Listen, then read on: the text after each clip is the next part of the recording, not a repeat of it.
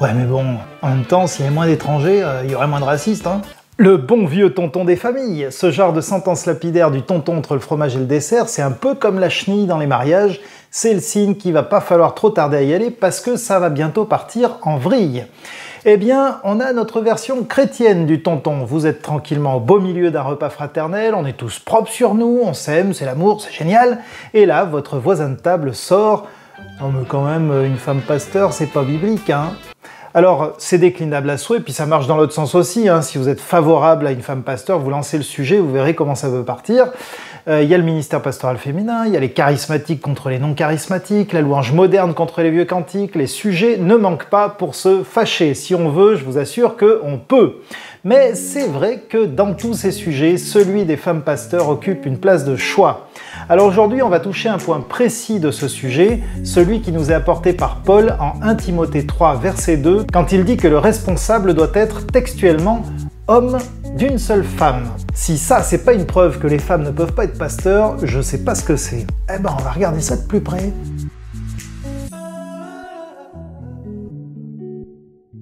En 1 Timothée 3, 1 à 7, Paul énumère les qualités requises pour les responsables d'église. Et voici comment il commence. « Cette parole est certaine, nous dit-il, si quelqu'un aspire à la charge d'épiscope, il désire une belle œuvre. Il faut donc que l'épiscope soit irrépréhensible, qu'il soit l'homme d'une seule femme. » Dans cette vidéo, nous avons parlé du terme épiscope employé ici pour désigner les responsables d'église et on a abordé le fait qu'il doit être irrépréhensible. Aujourd'hui, on va donc s'atteler au fait qu'il doit être homme d'une seule femme. Il se trouve qu'on est un certain nombre à penser qu'il n'y a pas de restriction à ce qu'une femme puisse exercer le ministère pastoral. Pourquoi? Eh ben parce qu'on s'est laissé corrompre par le monde, bien sûr. Non, ça, ce sont ceux qui sont contre cette affirmation, qui affirment effectivement assez vite que, au fond, on s'est conformé au monde qui nous entoure, que c'est le monde qui a pénétré dans l'Église. Et c'est vrai qu'ils sont aidés en cela par des personnes qui justifient leurs convictions avec des arguments du type « Ouais, bah quand même, on n'est plus au Moyen-Âge, hein, on est au XXIe siècle. Hein. » Sauf que ça, c'est pas un argument. L'Évangile n'a pas changé depuis le Moyen-Âge, ce qui était vrai au Moyen-Âge, c'est toujours vrai aujourd'hui. Pour autant, est-ce qu'ils ont raison, ces détracteurs? Eh ben, tenez-vous bien, ma conviction personnelle, c'est que le monde a effectivement pénétré dans l'Église. Il a pénétré dans l'Église pendant des siècles, en empêchant les femmes de déployer pleinement les talents que Dieu leur a donnés. Ça, c'était conforme à la société patriarcale qui entourait l'Église. Ma deuxième conviction, c'est qu'au lieu d'être à la traîne, l'Église aurait dû être le fer de lance de l'avancée des droits des femmes dans la société. Parce que c'est le modèle que Jésus nous a donné, parce que c'est la direction qu'il a initiée. Non pas pour qu'elle supplante les hommes, évidemment, mais pour que hommes et femmes retrouvent l'harmonie des origines, celle d'avant la chute. Et donc, ça n'est pas par conformité au monde que nous acceptons que le ministère pastoral puisse être exercé par une femme, mais bien par conviction théologique. C'est parce que je crois que c'est conforme à la Bible. Alors une fois que j'ai dit ça, comme vous pouvez l'imaginer, un sujet comme celui-ci ne se traite pas entre deux portes, et c'est là où ceux qui partagent ma conviction démarrent avec un handicap, parce que là où ceux qui pensent qu'une femme ne peut pas être pasteur ont juste à ouvrir leur Bible en 1 Timothée 2,12 et dire doctement « Il est écrit « J'interdis à la femme d'enseigner », ceux qui pensent le contraire ont un chemin plus long à parcourir. D'abord parce qu'il y a plusieurs textes à considérer et que plusieurs de ces textes ne sont faits pas simples à traduire et donc pas simples à interpréter. Ensuite parce que comme d'habitude, ces textes sont étudiés dans leur contexte, et je dis bien comme d'habitude, parce que c'est une règle de base de l'interprétation biblique. Mais pour je ne sais quelle raison, on dirait que cette règle s'applique partout, sauf quand il s'agit de la question de la place des femmes dans l'Église. Et enfin parce qu'il faut considérer l'ensemble de ces textes dans la dynamique générale de la révélation. C'est ce que les théologiens appellent l'analogie de la foi, et c'est là encore un principe de base de l'interprétation biblique. Alors évidemment, ce travail-là, il prend un peu plus de temps que de venir me pointer du doigt 1 Timothée 2,12, comme ça m'est déjà arrivé quand ma femme descend de la chair. Et maintenant, on va se pencher sur le texte.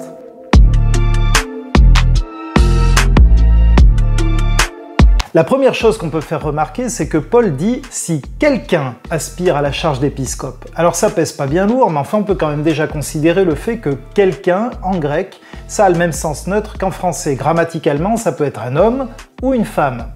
Ensuite, il faut considérer à quel point ce que dit Paul a un caractère absolu. Le terme grec employé ici, c'est « aner », qui textuellement veut dire « homme », mais on peut effectivement le traduire également par « mari », mari d'une seule femme, et je pense que c'est ici la bonne traduction. Alors je vais pousser le raisonnement jusqu'à l'absurde. Si ce que Paul dit ici a un caractère absolu, alors un homme célibataire ne peut pas être responsable d'église. L'épiscope doit être mari d'une seule femme, donc il doit être marié. Bon, ça tient pas la route, évidemment, c'est pour ça que c'est un raisonnement par l'absurde. D'abord parce que Paul se disqualifierait lui-même, il était célibataire, et en plus parce qu'il fait l'éloge du célibat dans le service en 1 Corinthiens 7, versets 32 à 35. Puisque cette expression n'a pas de caractère absolu, il faut maintenant qu'on voit à quel point elle est relative, et à première vue, ça paraît simple, l'accent n'est pas sur le fait qu'il soit marié, c'est pas ça la question, mais sur le fait qu'il soit le mari d'une seule femme. Et c'est intéressant de regarder ça de plus près, parce que quand on regarde ça de plus près, on s'aperçoit que Paul utilise exactement cette même formule au sujet des diacres. Au verset 12, il dit « Les diacres doivent être hommes d'une seule femme », c'est la même expression. Les diacres, ce sont des personnes qui sont au service de l'Église, ce qui peut inclure, soit dit en passant, l'enseignement, comme le montre 1 Timothée 4, verset 6, où Paul dit à Timothée que, en enseignant ces choses aux frères, tu seras un bon diacre de Jésus-Christ. Or, il est clair qu'il y avait des femmes diacres dans l'Église, puisque Paul commence sa salutation en Romains 16 en recommandant Phébé, notre sœur, qui est diacre de l'Église de Sancrée. Pourquoi alors Paul ne mentionne-t-il pas que les femmes diacres doivent être femmes d'un seul homme? Pourquoi est-ce qu'il ne le fait pas? Est-ce que c'est parce qu'elles peuvent être, elles, femmes de plusieurs hommes? Eh ben non, évidemment, hein. Et c'est là qu'on a besoin de prendre en compte un élément sans lequel il est impossible de comprendre un tel texte.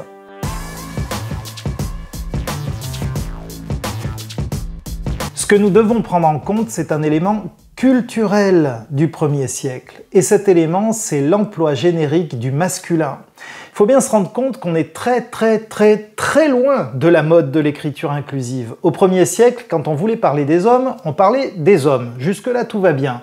Mais quand on voulait parler des hommes et des femmes, on parlait aussi des hommes. Quand on voulait parler des hommes, des femmes et des enfants, on ne parlait là encore que des hommes. Et de la même façon, quand on voulait s'adresser à des hommes et à des femmes, eh bien on ne parlait que aux hommes. Exactement comme si les femmes n'existaient pas ou n'étaient pas concernées. C'est la façon normale de s'exprimer à cette époque et dans ce contexte-là. Et ça, c'est pas quelque chose que je sors de ma poche, c'est quelque chose que vous pouvez vérifier par vous-même partout dans le Nouveau Testament. En Matthieu 12, 41, Jésus parle des hommes de Ninive qui jugeront cette génération parce qu'ils se sont repentis. Est-ce que les femmes de Ninive ne se sont pas repenties? Mais si, toute la ville s'est repentie. Est-ce que Jésus n'a pas les femmes en tête quand il parle des hommes de Ninive? Mais si, bien sûr, seulement c'est la manière de s'exprimer de l'époque. En Matthieu 14, verset 35, quand Jésus et les disciples arrivent à Génézareth, Matthieu nous dit que les hommes de l'endroit reconnurent Jésus et l'annoncèrent. Mais il n'y avait pas que des hommes à Génézareth. Est-ce que Matthieu n'a pas les femmes en tête? Si, mais c'est la manière de s'exprimer au 1er siècle. Quand les disciples, en acte 1, vont choisir le successeur de Judas, il nous est dit que quand ils furent rentrés à Jérusalem, acte 1, verset 13, ils montèrent dans la chambre à l'étage où ils se tenaient d'ordinaire. Il y avait Pierre, Jean, Jacques et André, Philippe et Thomas, Barthélemy et Matthieu, Jacques fils d'Alphée, Simon le Zélote et Judas fils de Jacques. Tous d'un commun accord étaient assidus à la prière avec des femmes, Marie, mère de Jésus, et les frères de celui-ci. Donc vous avez là des hommes et des femmes réunis en un même endroit, et il nous est dit au verset 15, en ces jours-là, Pierre se leva au milieu des frères, le nombre des personnes réunies étant d'environ 120, et dit « Mes frères !» Eh bien, est-ce que Luc et Pierre n'ont pas les femmes en tête? Si, mais c'est la manière de parler de l'époque. Autre exemple, en acte 2 à la Pentecôte, Pierre explique à la foule que ce à quoi ils viennent d'assister, c'est l'accomplissement de la prophétie du prophète Joël. Dans cette prophétie, Dieu dit, en Joël 2, verset 17, « Dans les derniers jours, je répandrai de mon esprit sur tous, vos fils et vos filles parleront aux prophètes. » Donc vous avez là Pierre qui s'adresse à une foule qui est composée d'hommes et de femmes, il annonce quelque chose qui concerne les hommes comme les femmes, et pourtant, comment est-ce qu'il commence son discours? Hommes de Judée et vous tous qui habitez à Jérusalem. Est-ce qu'il n'a pas les femmes en tête? Mais si, bien sûr, mais c'est la manière de parler de l'époque. Dans cette société-là et à cette époque-là, on s'exprime par le masculin générique. On s'embarrasse pas du point médian, de l'écriture inclusive ou de je ne sais quoi. Donc le fait que Paul emploie une expression masculine n'implique absolument pas qu'elle ne concerne que les hommes. Je vous en ai donné 4, mais il y a des pelletées d'exemples dans le Nouveau Testament qui montrent que c'est là un usage commun de la langue au 1er siècle. Alors maintenant, on peut se concentrer sur le fond du message. Qu'est-ce que Paul veut dire par cette expression « être mari d'une seule femme » ? Voyez, si j'avais voulu aller au plus court, je vous aurais simplement dit que si ça n'est précisé que pour les hommes, c'est parce que, évidemment, dans la société du 1er siècle, il faut se lever tôt pour trouver une femme polygame. Mais en vrai, je ne crois pas que Paul ait en tête la polygamie, parce qu'a priori, ça n'était pas une pratique caractéristique des habitants d'Éphèse. Et voilà qui me donne une belle occasion d'aborder un deuxième point fondamental quand on s'intéresse à la question de la place des femmes dans l'Église.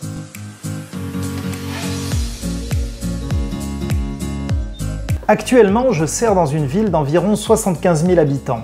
Imaginez qu'il y ait au beau milieu de cette ville une mosquée, pouvant accueillir, tenez-vous bien, 25 000 personnes. Un tiers de la population de la ville. Est-ce qu'une telle présence de l'islam n'aurait pas un impact majeur dans la ville? Est-ce que vous pensez que c'est un sujet dont on ne parlerait jamais à l'église? Est-ce qu'on n'aurait pas même à accueillir au milieu de nous des personnes profondément influencées par l'islam, peut-être récemment converties, et qu'il faudrait enseigner? Eh bien, à Éphèse trônait au beau milieu de la ville l'une des 7 merveilles du monde dans l'Antiquité, le temple de la déesse Diane, connue également chez les Grecs comme Artémis. Il se trouve qu'Éphèse comptait dans l'Antiquité à peu près autant d'habitants que la ville dans laquelle je me trouve aujourd'hui, et le temple de Diane pouvait effectivement accueillir 25 000 personnes. Voici ce que Antipatros, un poète du IIe siècle avant Jésus-Christ, écrivait au sujet de ce temple. « J'ai posé les yeux sur le rempart de la vaste Babylone, surmonté d'une route pour les chars, sur la statue du Zeus de l'Alphée à Olympie, sur les jardins suspendus de Babylone, sur le colosse du soleil à Rhodes, sur l'énorme travail des hautes pyramides à Gizeh en Égypte, sur le vaste tombeau de mausolée à Halicarnasse. Mais quand je vis la maison d'Artémis s'élevant jusqu'aux nues, ces autres merveilles perdirent leur éclat, et je dis, vois, hormis l'Olympe, jamais le soleil ne vit si grande chose. » Et Antipatros n'a pas été le seul à s'extasier. Au IIe siècle après Jésus-Christ, le voyageur grec Pausanias écrit à propos du sanctuaire « 3 choses contribuent à sa réputation.